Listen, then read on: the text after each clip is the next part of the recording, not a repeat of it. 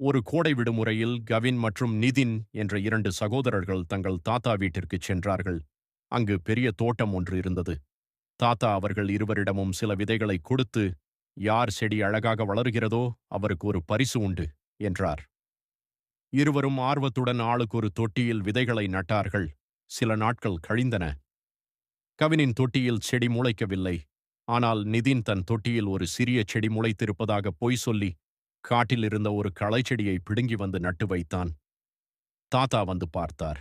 நிதின் தான் ஜெயித்து விட்டதாக பெருமைப்பட்டான். ஆனால் தாத்தா மெல்ல சிரித்துவிட்டு, நிதின், நான் உங்கள் இருவருக்கும் கொடுத்தது வறுத்த விதைகள். வறுத்த விதைகள் ஒருபோதும் முளைக்காது என்றார். நிதின் தலைகுனிந்தான்.